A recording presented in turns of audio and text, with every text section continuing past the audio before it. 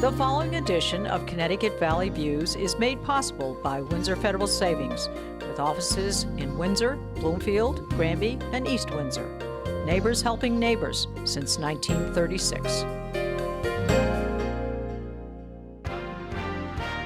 Join me, Susan Regan, host of Connecticut Valley Views, the most widely watched interview program on Connecticut Public Access TV. Proof to the people is the byline, insight without bias, generating a 360 perspective. Our mission is to focus on topical subjects with thought-provoking interviews regarding municipal leadership, current affairs, educational and political topics, as well as key destination points in New England. And here is your host, Susan Regan. Hello, and thank you for joining me today. I have a most interesting guest, and I know that she will entertain you. It is Gina Barreca. She's professor of the Department of English at the University of Connecticut, and we're in Stores in her office. Thank you for being my guest today, Gina. I'm delighted to have you here. Great. Tell us a little bit about your background. You've been with the college since 1987, and you've moved up through the academic ladder, I refer to it, to your current position. Mm-hmm. You were a prior graduate assistant, an adjunct lecturer at Queens College from 1981 to 1987. But tell us a little bit about your position now. Sure. No, I've been at UConn for, I feel like most of my adult life since I was 30. I'm 57 now. And what's been interesting is that even living in Connecticut for 27 years, no one has ever come up to me and said, gee, Professor Barreca, what part of Connecticut are you from? You know, I still sound like I'm from Brooklyn, New York, which is where I grew up. Yes. And that's fine. I mean, I consider Connecticut very much my home, and certainly my connection to UConn has been the most profound part of my professional career. And I love it here, and I live in Stores. I mean, I'm really, here in the woods, as my New York family still refers to it. They still do bring food from New York. They come up with, You're from an Italian family. Yeah, they come up with coolers of bagels. You still can't get a great bagel. Oh, true. They come with really good lox. They come with great coffee. They come, not only with the fresh mozzarella and the, whatever, but the fresh pasta, but with everything else. They come with supplies. But this is really home. I started here. It was my first job, finishing at the Graduate Center of City University of New York at 30, and I took the job never having come to the campus. I really had no idea. Is that right? So you didn't even visit before? No, I didn't even visit. What was the what was the nail that said, yeah, I'm doing it? I loved the people who interviewed me. It was down in New York. It was at the big conference. It was called the Modern Language Association, and the people who were in the group were just, I thought, these will make great colleagues, and that turned out to be the case. When I first got to the English department, I was one of the really very much in the minority in terms of women. Now there are a lot of women here, but I remember carrying my little lunchbox into a room where there were my colleagues who were all middle-aged men, and there was this 30-year-old woman. And what was how did they react to you? I found it was very much like being one of the first classes of women at Dartmouth College. I see, okay. The last Ivy League school to go co-ed. I mean, Columbia is technically the last one, but they'd always had Barnard in New York. Sure. Dartmouth in Hanover, New Hampshire was, up there isolated. And so they sort of noticed when they let women in. And they only let in a few of us at a time, as if, we were just going to be there stealthily. Yes. And or there'd be too much estrogen in the water at once. I don't know what their theory was, but the board of trustees, in their wisdom, decided to let in small numbers to infiltrate. And so I learned what it was like to be one of the few women in a place very early on in my life. Yes. And when I first came to UConn, so these gentlemen were sitting around this table, and I thought, they want somebody like me, but maybe not as much like me as I actually am. They wanted somebody to come sort of mix things up. And I remember there was one guy who very much became a friend, but was told a dirty joke. Yes. And he turned to me and said, oh, I've never told a dirty joke in front of a woman before. And I said, you didn't. You just told a dirty joke to a woman. Yes. I said, I'm not here as a witness. Yes. I'm actually here as one of your colleagues. Right. Yep. And it's those kinds of exchanges that have very much formed and informed both my scholarly academic writing and the writing that I do for a trade audience in the Hartford Courant, in the the papers that now carry the column across the country, and in the 8 books that I've written and in the 17 that I've edited.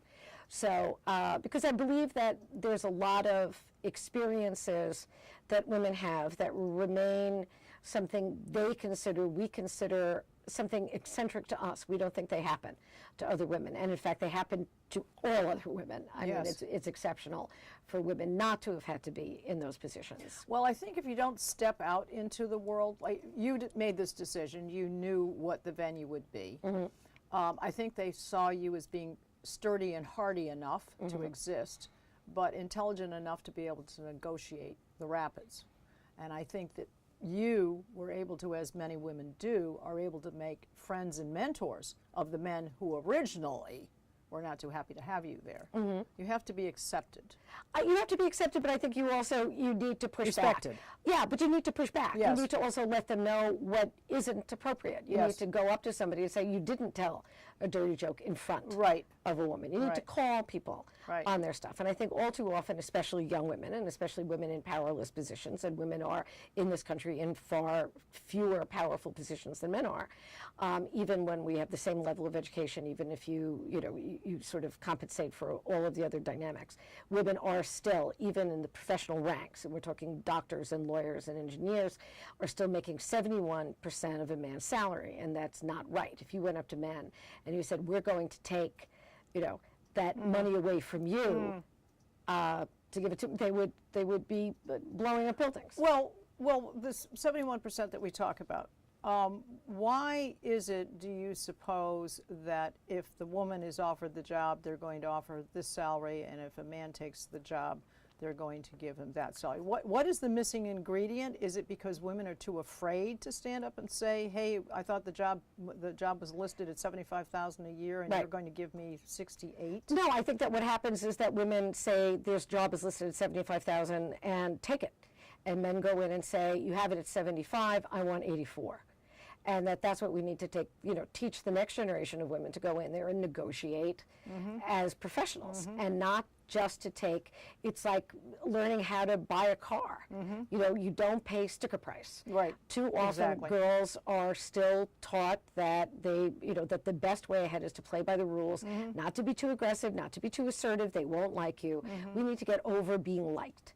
We need to get into the position where we say, I'm really ambitious, I'm very good at what I do, I need to be compensated in a way that is commensurate with everything I'm going to bring to the table here.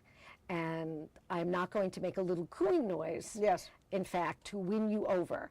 I am going to show you that because I am the best that you're going to find, that you need to make me feel as if I am irreplaceable, and that one, at least a very basic way to do that is to pay me as much as my male colleagues are being paid. And I think that that's very hard for a lot of women to say. Yeah, I think that a lot of times, too, that women go into a situation and they they feel as though they need to work twice as hard, twice as long in order to prove that they're just as good as one of the guys. Right. But actually, if they could learn to work more efficiently, that would work well. Because the last one out of the office doesn't necessarily mean that you're the best at what you do. But I also think that it's not only efficiency; it's being it's demanding and fighting for the right to be recognized as an equitable partner in whatever situation you're in. And there's nothing unflattering about being successful, as far as I'm concerned. And there's nothing unfeminine about being very ambitious. I just did a column on women and ambition and how difficult it is for young women, but also women of my age, to say, I'm ambitious. They say, I'm goal-oriented. And I say, okay, let's actually use the word ambitious. Do not shy away from that. Ambition is not a masculine attribute. It is not testosterone-based. It is actually what's, human beings are. You're allowed to say this. And if you feel that somehow makes you unfeminine, then we need to change the definition of femininity and masculinity. Exactly. You really need to be able to, I guess they say you want to have it all. I think women need to determine what their objectives are and not let people sway them from it, because no matter what women do, if you have no children, they say, oh, you don't have any children. If you have one child, they say, oh, is it going to be an only child? If you have 3 children, they're going to say, gee, you had so many. So it doesn't really matter what position you take. They're going to accuse you of something. Again, never asked of men. When Hillary Clinton is, asked, well, you're going to be a grandmother, don't you want to stay home? As a male candidate, ever been asked, gee, George Bush, you have grandchildren, don't you want to stay home with them? You're not going to coach soccer? How can you call yourself a good granddad instead of being the leader of the free world? Yeah. All right, let's talk, you obviously have put a lot of humor into your columns. You wrote a dissertation, Hate and Humor in Women's Literature, 20th Century British Writers. That was in 1987. You've kind of continued on this kind of a medium.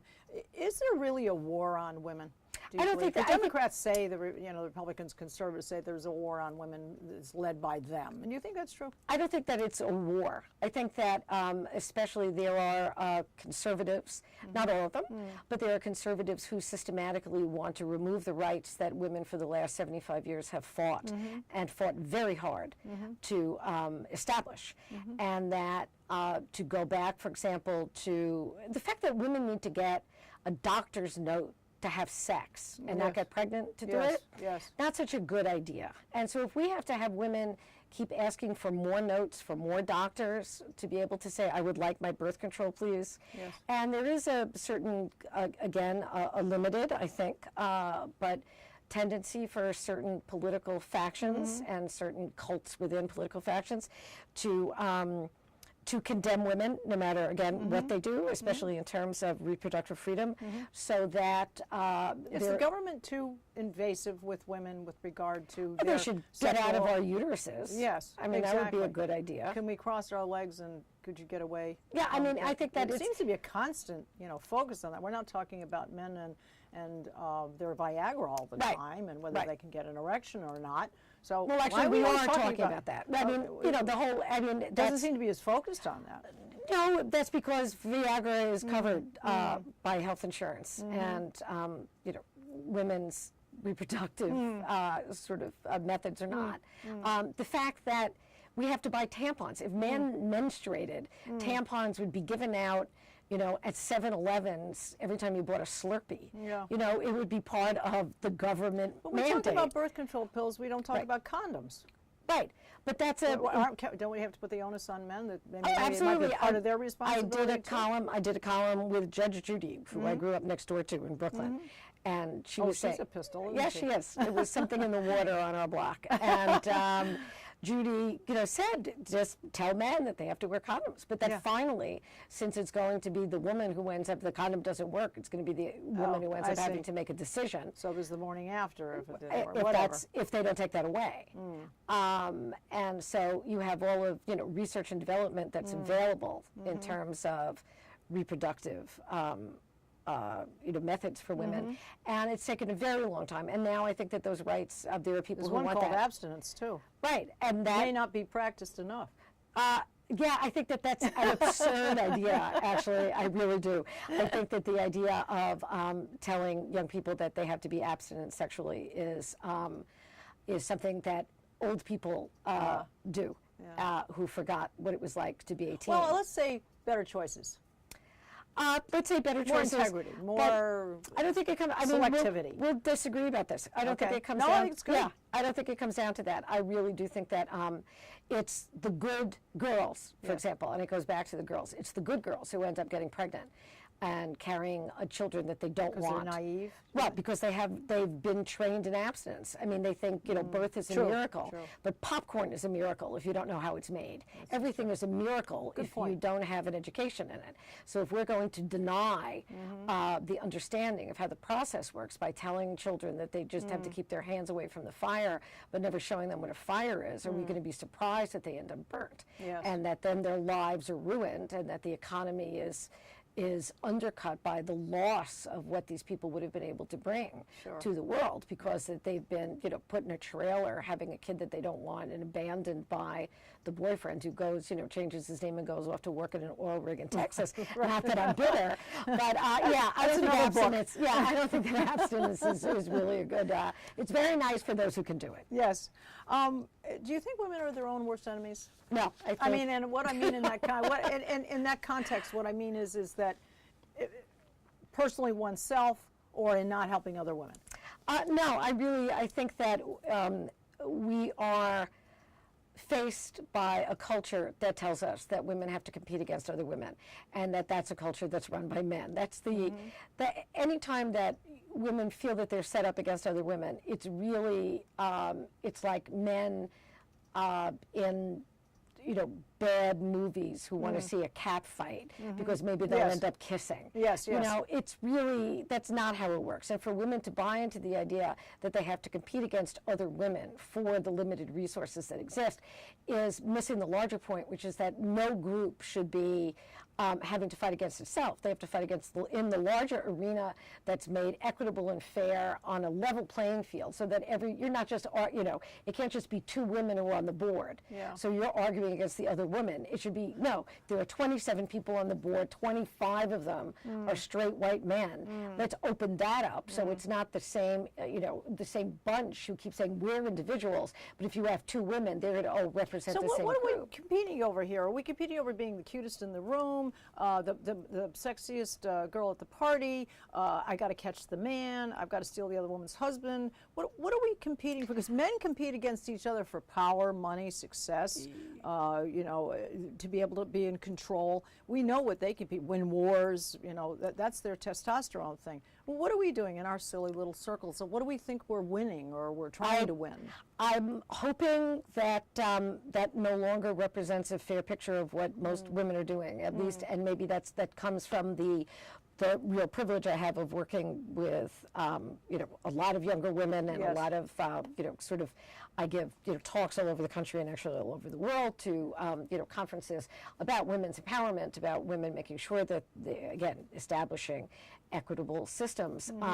And so I don't see women fighting over each other or jealousy. I mean, Are they competing for power and place? I think that they're looking for a fair shot at being able to do what they do best. Participate in the world and have a say-so and make things happen and to make things better.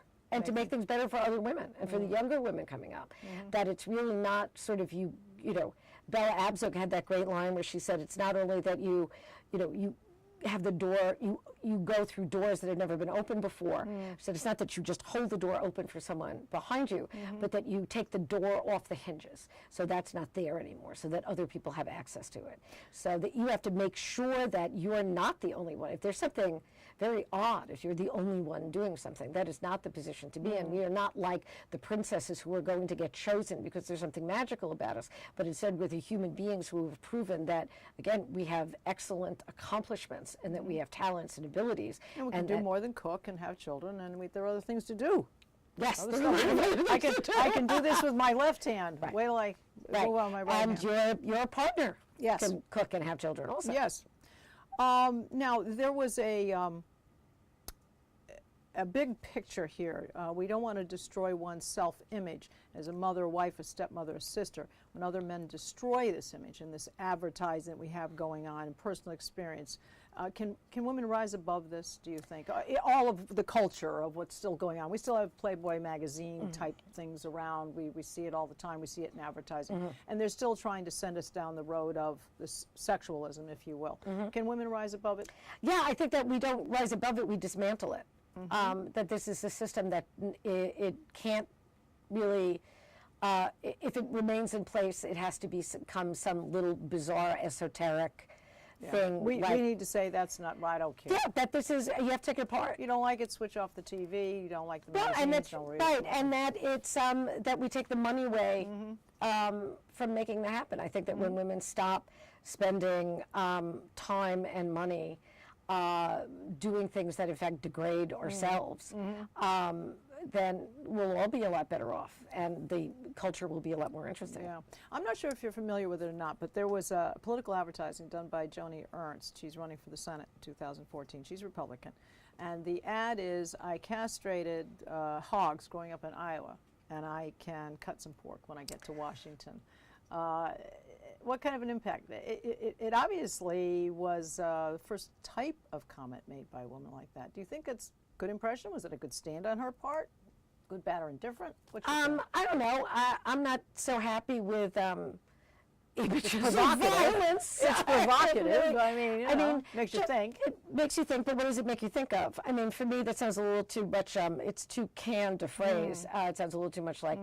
You coming from an Aggie campus. Right, exactly, but too much of, you know, Sarah Palin's the only Yes. difference between, you know, Yeah. me and whatever is lipstick or on a pit, Pitbull. Yeah, I want to hear, you know, women make substantial comments about what they're going to do in terms of policy. I mean, it's a fun line. She used the word castrate. I'm not sure that that is what we need to focus on in the upcoming elections. You wrote a column about Hillary Clinton. You got some feedback on it. Some people were happy to see that you were able to sort of stand up, if you will, to the popular myth that a lot of women like Hillary Clinton. Some No, I women really, don't. I love Hillary Clinton. Yes, I yes. think she's great, so I'm not standing up. Yeah, but Yeah. when you said in here, you said she's a troublemaker. Right. And you said, what did you mean by that commentary? What did you mean? We need trouble. She stirs the pot. Yes, and we need somebody who's, you know, going to make trouble.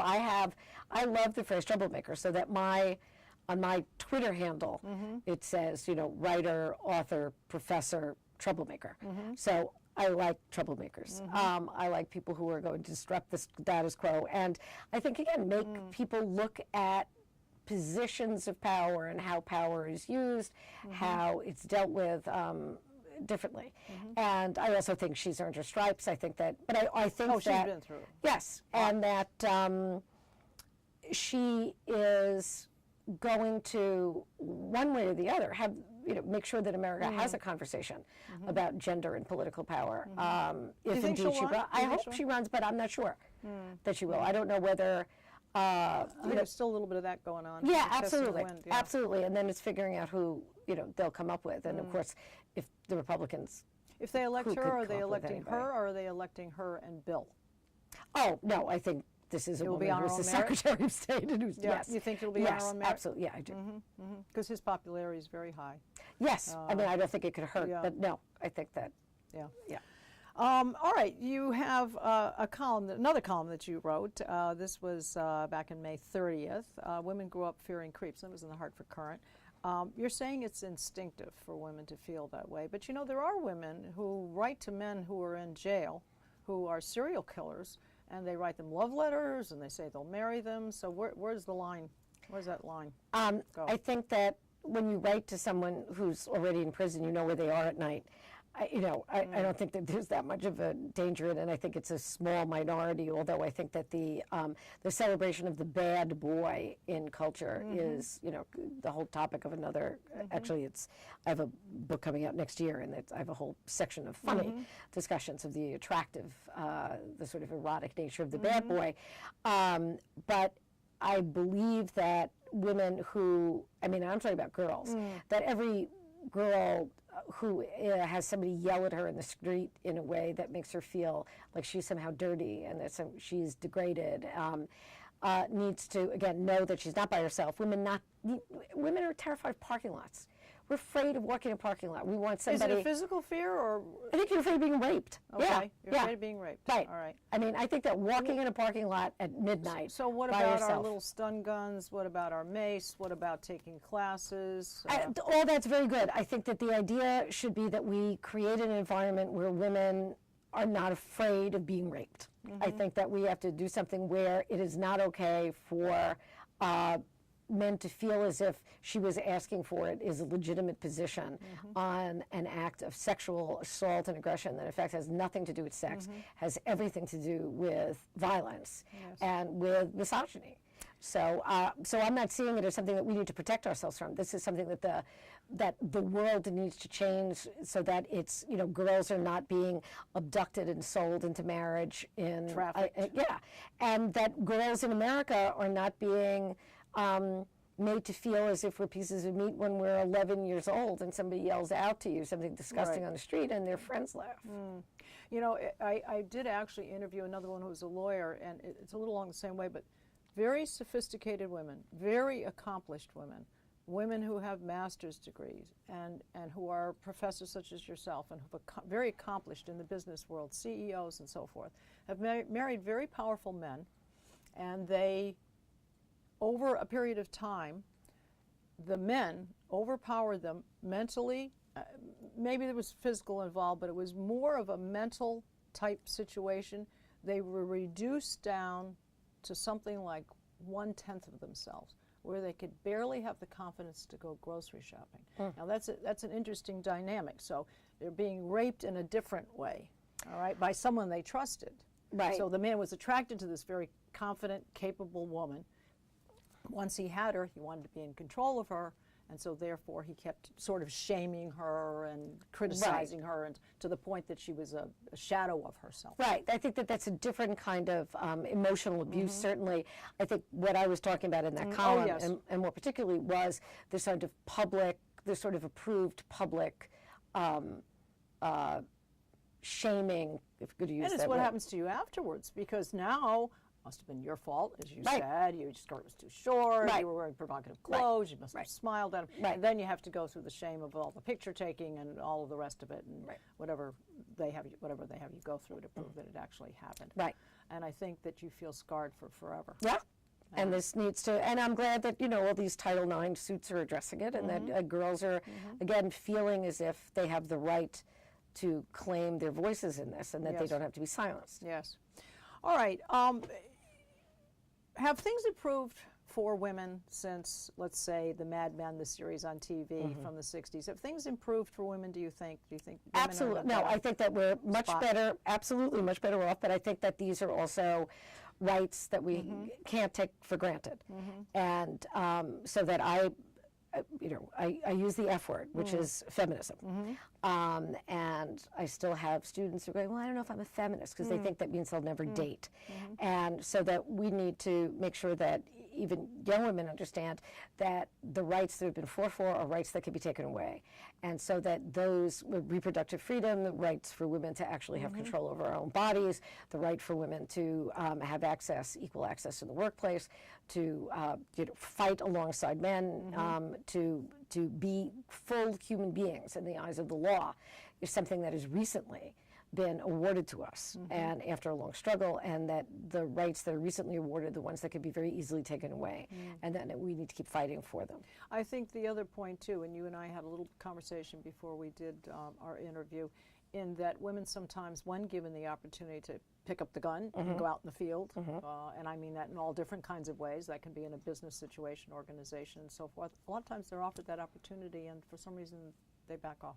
I think that there's still the fear that somehow a woman who's in a position of power will be less feminine, that she will be less attractive, that she will be less appealing, and that for women who feel that any kind of recognition that they have in the world is based on appeal rather than achievement, they're always going to feel that that's somehow easily compromised.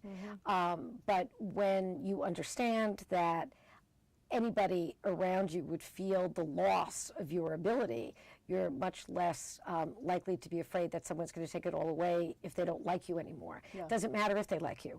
You're still the best thing that they've got. They're not going to be able to replace you. You're so good at what you do that it's worth it for them to make sure that you are happy at it. And that's the position that I would wish for every young woman coming through my classes at UConn, and every woman who attends the talks that I give and reads the books that I write, that's the sense of achievement. So we would say we could end on a note that says, better to be respected than liked.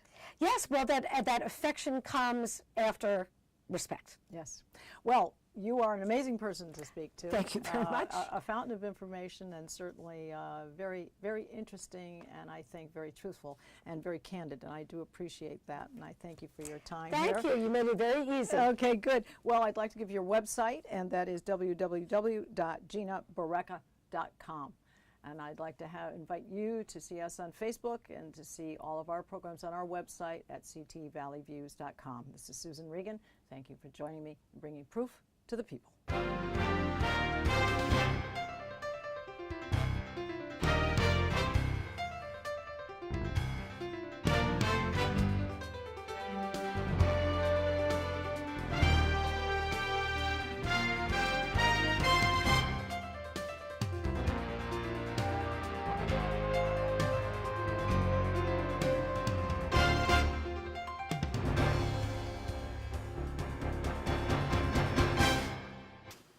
Our thanks to Windsor Federal Savings for making this program possible.